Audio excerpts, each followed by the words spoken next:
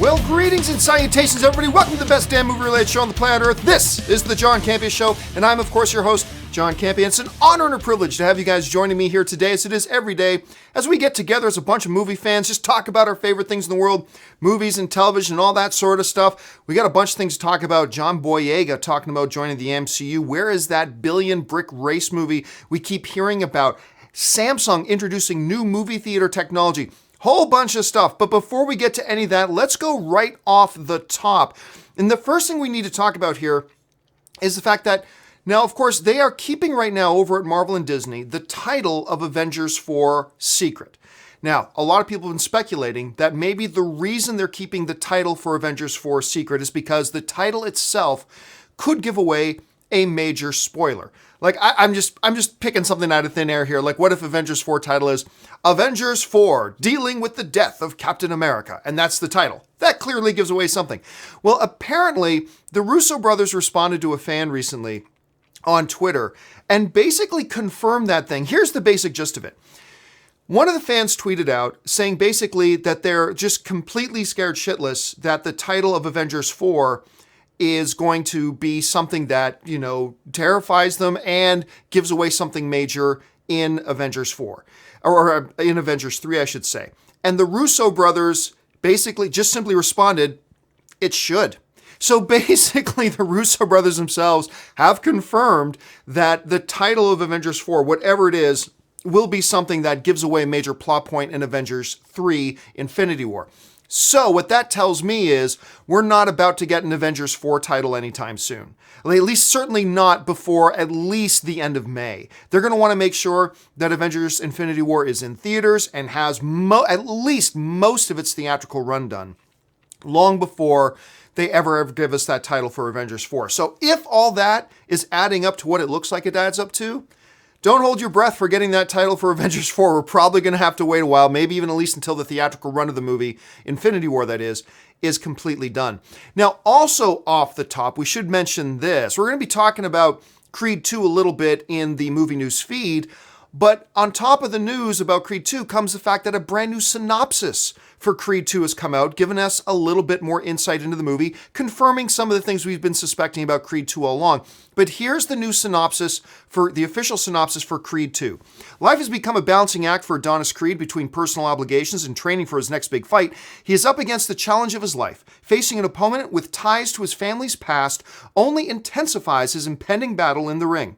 Rocky Balboa is there by his side through it all, and together, Rocky and Adonis will confront their shared legacy, question what's worth fighting for, and discover that nothing is more important than family, said in a Vin Diesel voice.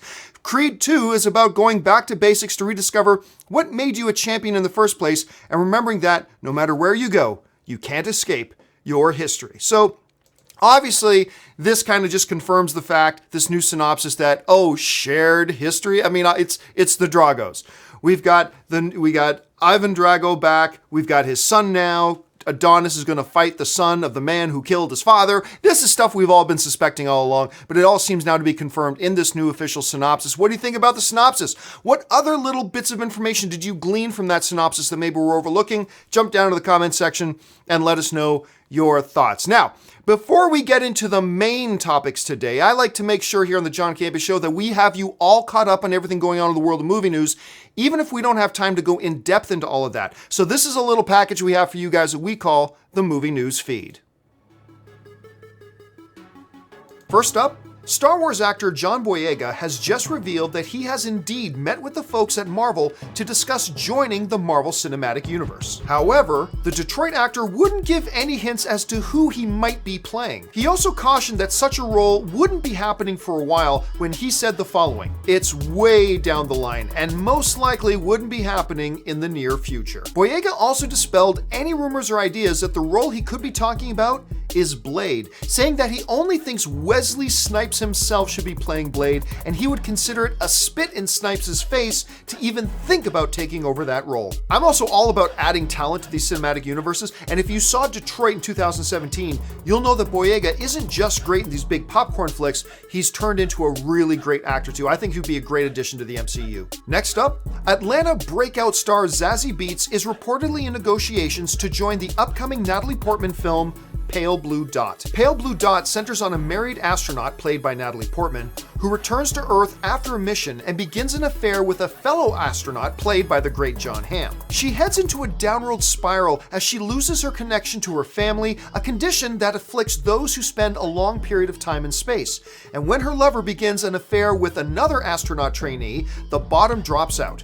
According to The Hollywood Reporter, Beetz would be playing that new astronaut trainee and love interest to Jon Hamm. Zazie Beetz can next be seen playing the mutant Domino in the upcoming sequel Deadpool 2, opening on May 18th. Next up, it's being reported that comedian and actor Tracy Morgan has signed on to star with Taraji P. Henson in the upcoming comedy What Men Want. According to the tracking board, the film is inspired by Nancy Meyers' movie What Women Want, starring Mel Gibson. The new film finds Henson playing a sports agent who has been constantly boxed out by her male colleagues. When she gains the ability to hear men's thoughts, she uses it to her advantage as she races to sign the NBA's next superstar. Tracy Morgan would reportedly be playing the father of the upcoming NBA superstar that Henson is trying to recruit. Morgan can currently be seen on his TBS series, The Last OG.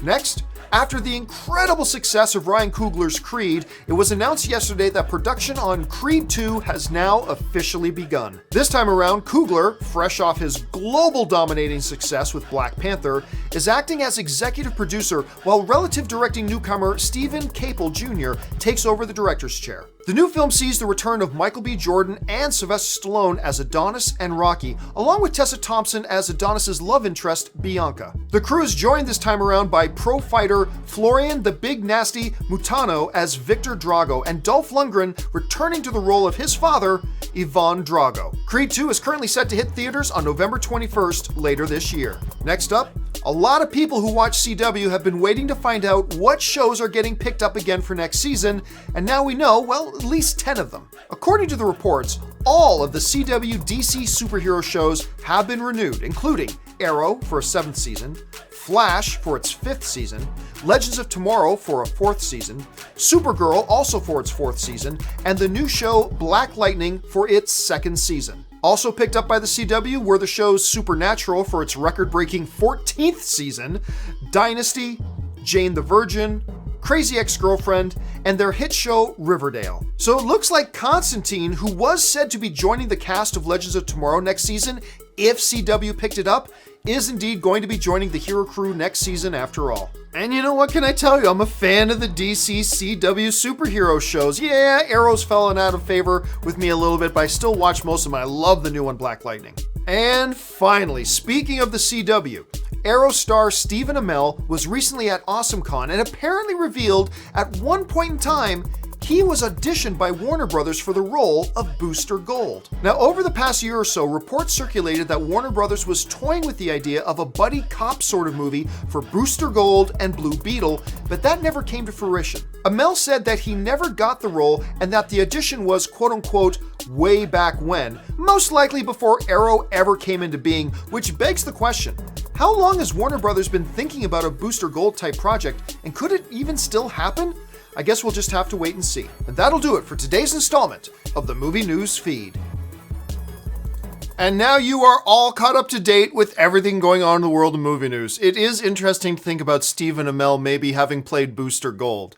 I mean, that means he never would have come along to play Arrow, and I thought he's been great on Arrow, even though the show has, ups and downs with me, but that would have been an interesting little thing. All right, guys, let's get on to the main topics today. And of course, the main topics here are selected by you guys. You guys are the ones who send in the main topics. How do you email in a question or a topic to the John Campea Show? Simply just email me anytime at john@thejohncampeashow.com. Put the word topic in the subject line and keep your emails to 90 words or less. All right, guys, let's get things started.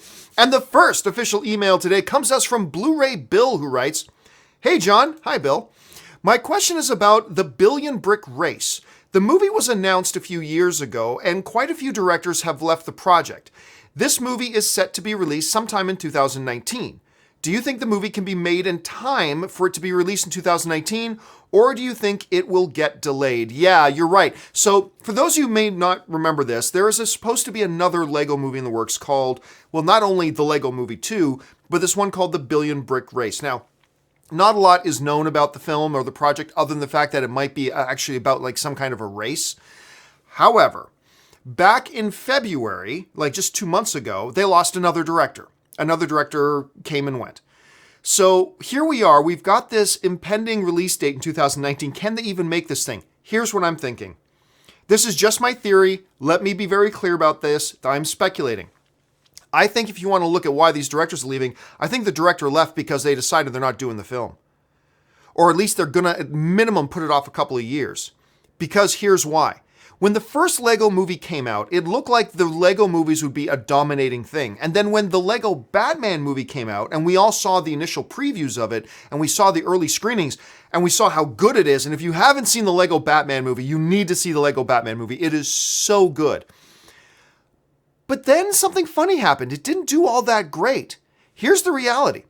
The 3 Lego movies that have come out in succession, the Lego movie coming out in 2014, made $469 million worldwide. Not bad. And with all the praise and everything, you'd think the Lego Batman movie would have done better. But instead, it took like a 30% drop. The Lego Batman movie, which came out in February of 2017, made just $311 million. And then the next Lego movie that came out about 7 months later, the Lego Ninjago movie, took an even more massive drop, dropping almost 50%, well, more than 50%, from the Lego Batman movie, which itself had dropped 30% from the Lego movie, all the way down to just $123 million. I think there was a thought out there, and I will admit I shared this thought after the first Lego movie was, oh my gosh, you can make these Lego movies and they're all going to be financially successful now. And then I saw an advanced press screening of the Lego Batman movie, and I could not believe how good it was. I'm like, this is going to make more than the first Lego movie. And it made like 30-40% less. Then once again, let's look at this downward trajectory. $469 million, down to $311 million, down to $123 million. What would happen if they put out a Lego Billion Brick Race movie? I think you continue to see that downward trajectory. I think right now the studio's in a position that they're like, you know what? Let's get the Lego Movie 2 out. Let's get back with, Chris Pratt doing the main voice, Elizabeth Banks doing the voice, doing the main female voice as well. Let's get back to that crew that everybody saw and loved, and then let's evaluate where we are. Because right now we're seeing this kind of a massive trajectory with their films. And look, again, I have nothing to back this up with officially. Let me be very clear. I'm speculating here. But it seems to me if we want to look like what happened to this movie, this is what happened to the movie. And I think that basically ultimately made them just kind of rethink their position, and they've taken it off the table. At least that's just the way it seems to me, is that has caused them to take this thing off the table. Now, whether or not they'll announce next week that a new director is on there moving forward, that might happen. But I have a feeling we're not going to see any other Lego movies, even hearing about a lot of other Lego movies, until after the Lego Movie 2 comes out. Just speculating. Let me know. What do you guys think? Do you think this financial chart I just put together for you guys kind of paints the picture? Or do you think there are other things at play here, which is totally possible? Jump down to the comments section. Let me know what you think. All right, let's move on to the next main topic here. And the next main topic comes to us from Tobias Friedly, who writes, about a week ago, the world's first cinema LED 3D screen was opened for the public here in Zurich Arena Theater. Basically, this is just a TV the size of a cinema screen.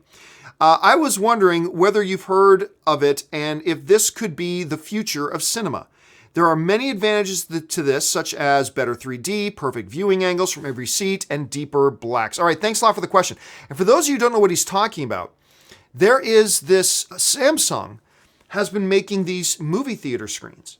Now, right now, currently, there are 3, just 2D, not 3D, but 2D screens. And they are in like Busan, Shanghai, and one other city. Hold on a second. What is the other city it's in? Seoul, Korea. So that's where their 3 are. Now they just put one out in Switzerland that's actually 3D as well. And it's 34 feet. All right. It's 34 feet from top corner to bottom corner. Now, there are advantages to this. A truly 4K screen that size, there's something that projectors can't compete with. Projectors could not compete with the brightness. Projectors would not be able to compete with the resolution. projectors would not be able to compete with what they could do with 3D. There are just many advantages to doing something like this. And it's really interesting that they're experimenting with these right now. The one thing that I see being prohibitive to this would be cost. Because when you have a 90-inch screen, and once you get into like the 80-inch screen range, every inch makes the price of that damn thing go up exponentially. Like, I was just looking at this 88-inch screen TV. It's going for $20,000. Like, it's got HDR, it's got 4K, it's all that kind of stuff. $20,000 just for a 90-inch screen. How about a 34-foot one? What is that going to run? I can't even imagine. It is so mind-bogglingly big, I can't even find them listing a price anywhere. No one anywhere seems to want to admit what this thing costs. And that, to me, seems like it could be the prohibitive nature. Now, prices on technology go down, ultimately. So could that be, one of the big changes that we see coming in the movie theater industry stuff? Maybe. I mean, look, if they say that this screen right now costs like $150,000, which there's no way it costs, it's probably 10 times more than that. But let's say it did. Let's say it costs $150,000. Well, then that's, less than a lot of digital projectors. So sure, go ahead, swap them out. But all technology prices drop. Prices go down in technology. And maybe we're just a few years away from something like this being roughly the same price as a good projector in a theater right now. So why not just swap it out with this? Less maintenance, better imaging, gives your audience a better experience. There could be a lot of advantages to it. But again, it's all about that price point. And I haven't heard any reports yet about what is the reliance rate on these. Like, how many of these 4 projectors now, 3 that are just 2D, 1 that is 3D, how many of these 4 projectors, how many of these 4 screens and giant television sets, basically, are breaking down? How many of them are getting dead pixels? How many, I just don't know. I haven't heard any reports on that. But if they can get it to a place that they're solid, reliable, and if they can get them to the place where the price point comes down significantly, this very well could be the next step. This could be the next step of creating a better movie theater going experience. We'll just have to wait and see. Jump down to the comment section. Let me know what you think. Would you be fascinated? I'm fascinated. I would love to go into a theater and check out one of these screens. Obviously with movie screens, you can make them bigger. You can make movie screens bigger because with a projector, you can adjust how big the picture is going to be. But I would be really fascinated to going in and checking out one of these screens. Let me know what you think. And if any of you live in Seoul, Busan, Shanghai, or Zurich, let me know if you've gone into one of these things. And let me know what your experience has been and how you think the picture is. I'd love to hear your thoughts. All right, let's move on now to the final emailed in question today. And the final emailed in question today comes to us from Charles. And Charles writes this. Hey, John, big fan from Quebec. I love Quebec. I heard that John Boyega had meetings with Marvel for a potential hero role. It's still a long shot, but I would love this. I loved him in Detroit, and I thought he was really underutilized in The Last Jedi. Other than Blade, which character of the MCU could he play in Phase 4? Any ideas? All right, so as we mentioned in the movie news feed, John Boyega has revealed that he has begun having talks with Marvel about joining the MCU. Now, he cautioned everybody saying it would be a long way off, it wouldn't happen anytime soon, but it sounds like that's what's happening. It sounds like he's planning on joining the MCU. I have a couple of thoughts. Like most of you, my first thought goes to Blade. Not because he's black, but because he looks like Blade. He looks like he could play a great Blade. However, kind of sensing that that's where everybody would go, John Boyega interrupted that. We mentioned this in the movie news feed that, hey, it's not going to be Blade. I think only Wesley Snipes should play Blade. Okay, so there you go. So he's not going to play Blade. Then who could it be? The big thing to me makes me wonder, could it be a X-Men character? Could he have been having lunch with somebody at Marvel and Marvel saying, hey, look, if this deal goes through, would you want to sit down and have some serious talks about you playing Bishop? Or you playing, I don't know, Shatterstar? Or you playing whoever? Would you want to do that? Now, Kevin Feige has already said that he's not even really thinking about the Fantastic Four or X-Men or anything like that until the deal's done. But that doesn't mean somebody couldn't have pitched something to Boyega and say, hey, just theoretically, if this ever happened, if this deal goes through, could it be this? I mean, that would explain why Boyega would say it wouldn't happen anytime soon. It's going to be a ways off. Could that be it? Or could it be talking about a current character that is within the roster that the MCU has available to them? Another hero we haven't seen shown up in the MCU yet. Something that they can't even get going until Phase 4. I don't know. I'm not really sure. Bishop is a name that comes to my head. My only problem with Bishop, and I've been dying for Bishop to have a major role in a superhero movie, because I love the Bishop character. I have forever. But anyway, is I really want my Bishop older than Boyega. I want my Bishop late 40s, mid 50s, maybe even. Big, gristled kind of dude. That's what I kind of want in my Bishop. Now, there are definitely younger incarnations of Bishops, and sometimes Bishop is portrayed as a lot younger than that, absolutely. But when I think of Bishop being in one of these movies, I want like a grizzled Bishop. You know, that's just what I'm kind of going for. But it would be interesting to see that. So I want to know, you guys, what's your best theory? Who is John Boyega, if this all happens and if it transpires?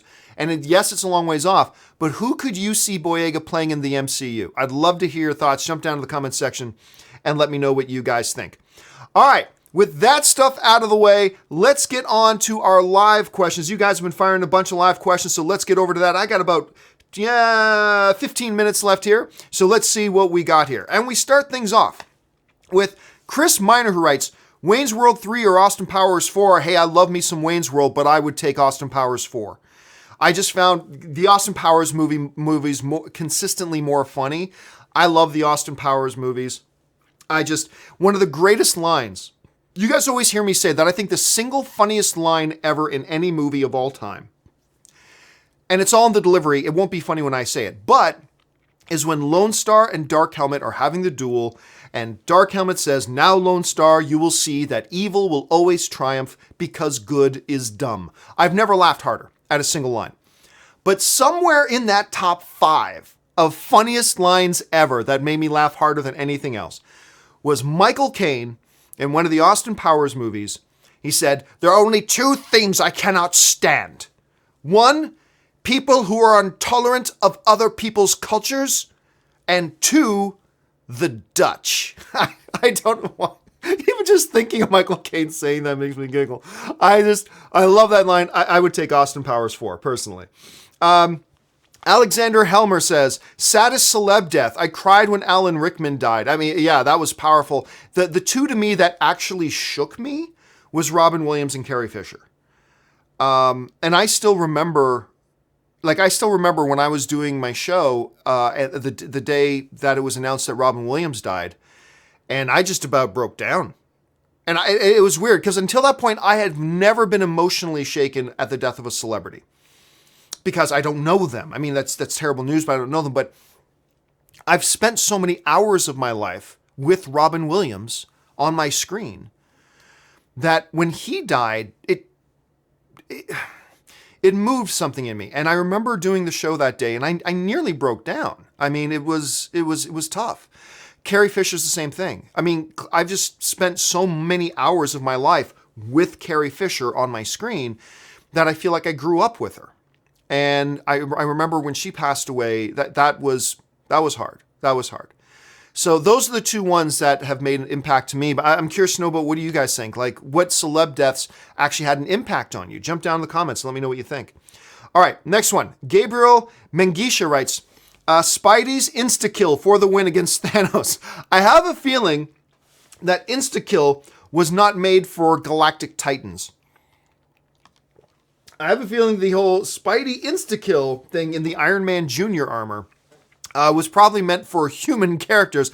I don't know that it'll have much effect on the Mad Titan. I'm not quite sure that would work. Gabriel then writes up, by the way, you were awesome, Campea. Thank you so much, Gabriel, man. I really appreciate that. All right, we move on to the next one. Murray for Us writes, I feel like sometimes the system for Rotten Tomatoes is flawed, even though it's just a compilation of reviews. Movies like Indy 4 had a 77% rating, whereas Justice League is a much better film, but only got 40. Well, hold your horses there for a second, Murray. Justice League is a much better film according to who? Where does it say that Justice League is a much better film than that indie film? Where does it say that?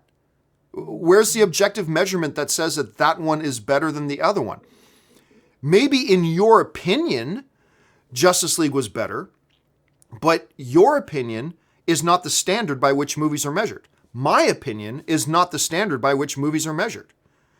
Look, there is nothing flawed with the RT system. The RT system is just telling us, hey, out of all the film critics out there, how many of them like this movie?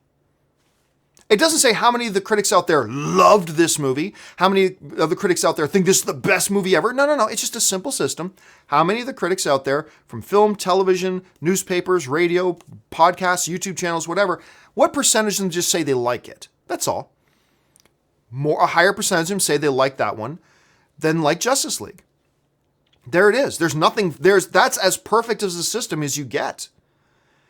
I mean, that doesn't mean you need to agree, but just because you think Justice League, or just because I think, by the way, Murray, you and I agree on this. I think Justice League was better, but just because I think it's better doesn't mean that, that means any other system that points to the other way means the other system is wrong.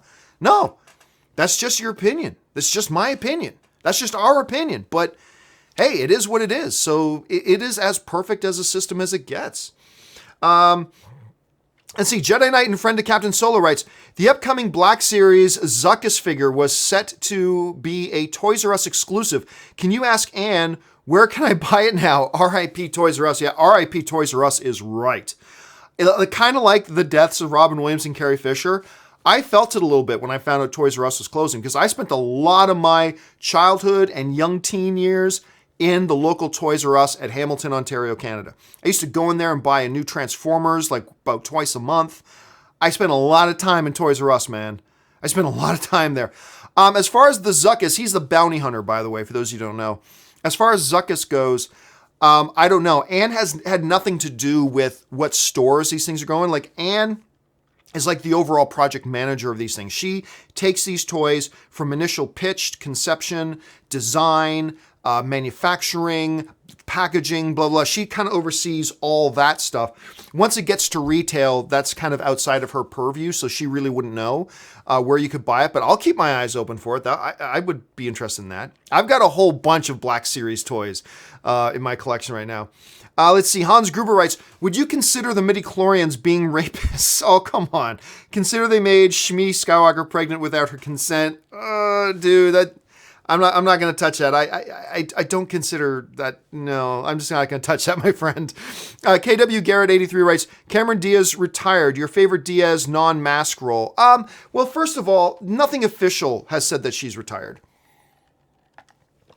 I mean, there have been reports because, some of the people she's worked with have kind of said, she mentioned in a conversation once she was retired. Look, nothing official has come out that said Cameron Diaz retired. Let's make that very clear. But let's get on to the other thing. Favorite role besides the mask? Well, there's a couple you'd have to look at. There's Something About Mary. It's really great. But I loved her in My Best Friend's Wedding. There was something so charming about her in My Best Friend's Wedding. Now, she's done a couple of very good dramatic roles as well. But there was something so charming with her in that Julia Roberts film, My Best Friend's Wedding. She plays the girl that's marrying Julia Roberts' best friend that Julia Roberts realizes she's in love with as well. And it was a very non-stereotypical role, and she played it with such sweetness and such charm. It was really a very good performance. And I think that might be my favorite performance of hers. Even though there are some great dramatic roles she's done, I think that's my favorite one I've seen her in. Joseph Farella writes, hey, John, just got my Infinity War tickets for April 28th. Good on ya.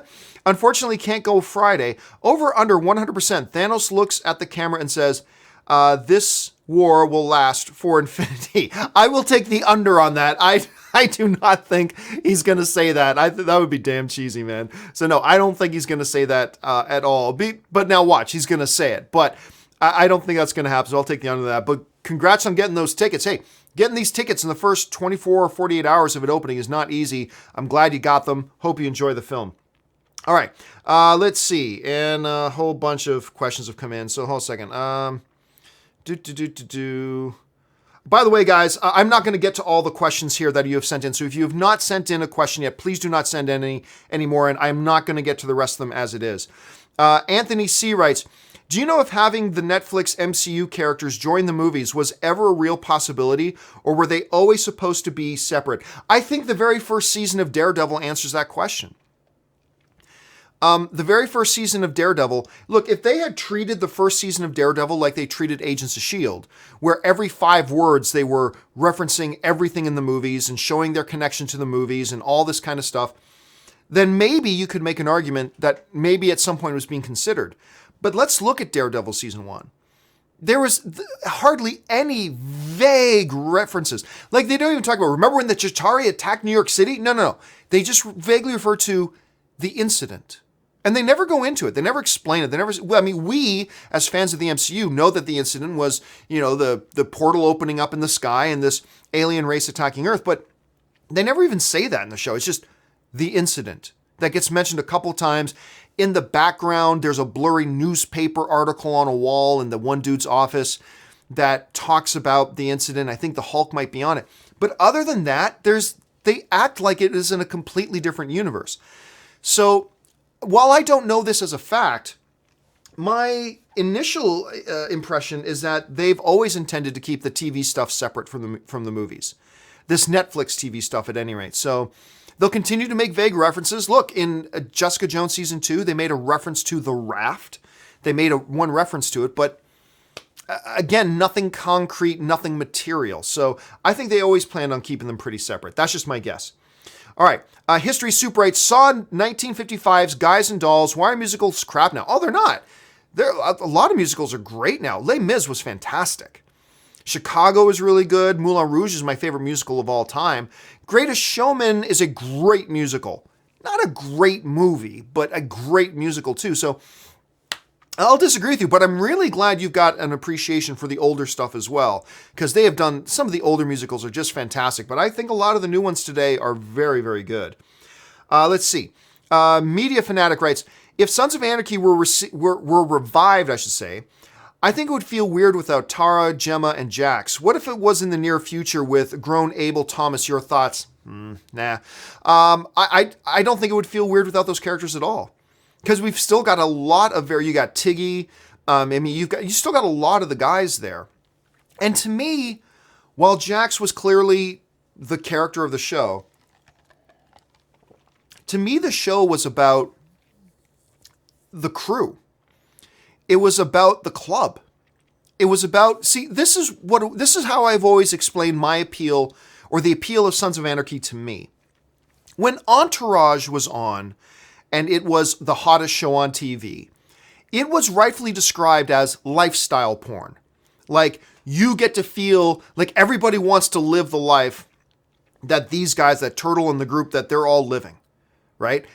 So every episode and every season was just about following along the guys, living the LA life, living the celebrity life, and blah, blah, blah. And it was kind of defined as lifestyle porn.